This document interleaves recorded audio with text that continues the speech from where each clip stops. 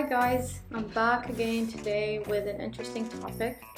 A lot of people have requested that I talk about financial independency for women. So I thought I'll just share a very short video about why financial independency is very important for women. And what is financial independency? Financial independency doesn't have to be complicated. It's very basic. First, financial independency means that you are able to make financial decisions on your own. You don't have a father or brother or a friend or an advisor making those decisions for you. The second thing financial independency focuses on is the fact that you have a basic understanding and knowledge of managing finances. And the third is making sure that you can take care of yourself financially alone. These are the elements that more or less define financial independency. Now, a lot of people tell me, Kauthar, why this is important for women to have financial independency. When a woman is financially independent, she's the mastermind of her own life. This enables her to fulfill her dreams, reach her goals, and support other women. And it's very critical, for our society in terms of growth and maturity to support women. Did you know that in some countries, women are not allowed to even open a bank account? That tells you so much about that country. And I don't want to mention names, but it shows you how women are really suffering because they don't have financial independence. Now, being financially independent doesn't mean you have to come from a rich family or inherit a lot of money. It's all about being smart with the money you have or smart of how you can generate more money. And there are so many things that a woman can do in terms of saving techniques, in terms of investing techniques, and in terms of spending techniques. There's so many things out there to teach you about these techniques, and they are very important. And I feel from my experience working with women that women needs to be financially independent for many reasons, and logic is one of the main reasons. If you look at the life expectancy of women, they usually live longer than men, which means they will have to take care of a family, take care of kids, take care of society and other areas. So it's very, very important that a woman is financially independent, because God forbid, in a situation where the husband is no longer with us, or the brother or the father, the woman can still continue looking after their own and their own family. And there's a lot of opportunities as well with women being financially independent. The opportunities of creating jobs, the opportunity of creating unique startups. Look at the success story of refugees and of other women within other communities and here in the UAE, creating job opportunities and nurturing talents and development through their financial independency. I can't stress enough that our education system need to be introducing financial independency to grassroots level. This is critical, and I think a lot of women don't end up, basically reaching their dreams and goals because we don't really invest in basic financial independency education. And I think this is an important message to say that even if we can learn it in schools or learn it at home, we need to really have this conversation going, and we need to really push more women to understand that financial independency doesn't mean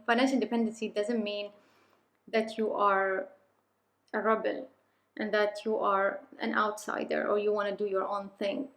There's no shame in that. I think financial independence shows that you are mature, that we as a society are mature and are able to make sure that every person within our community understands these important tactics that I mentioned earlier in the video. Now, there are some challenges. Women face a lot of challenges, especially in our region. Normally the financial decisions are left for men because they think women are unable to make these kind of decisions, which I don't agree with. And it's not just me who don't agree with it. And I think this is very short-sighted thinking. Another challenge as well is that When people are in abusive relationships or abusive situation, they feel trapped. And because they don't have financial independency, they can't get out of it. And they feel they have to suffer in order to be able to survive and live.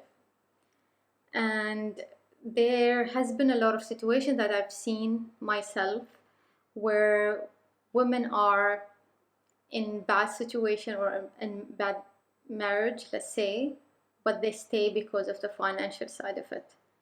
And I think that's horrible. And it's not just for the women, but also for the kids.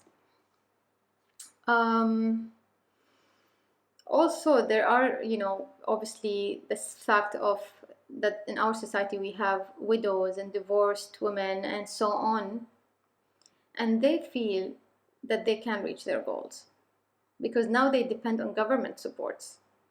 And I think when a woman is financially independent, we will also be able to reduce commitments from social affairs and social entities and government entities that provide support for women who are in this situation, like widows and divorcee and so on.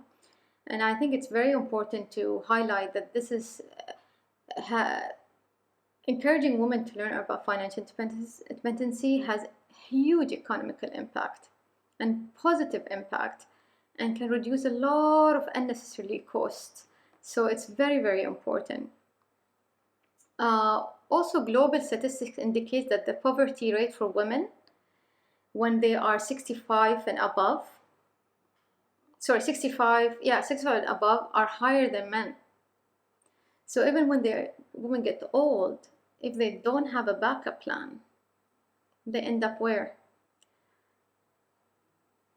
This is a very sad thing to be in, to be honest. And I've seen a lot of women in other countries, either on like home service or on the streets, and it's a fact. We all have seen it. And I think these are the challenges I wanted to highlight today. There are so many of them, but I don't want this video to be long. I think I kind of covered basic understanding of what I think we as society need to be empowering our women and our daughters and sisters and wives and friends to be financially independent and its importance to society. Again, when a woman is financially independent, this takes us to the future, takes us into a secure, well-balanced, sustainable future. And if we don't invest in that, I think we're missing out on stabilizing the needs of these women.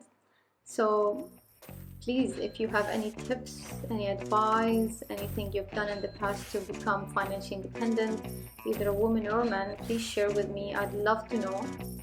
And thank you so much.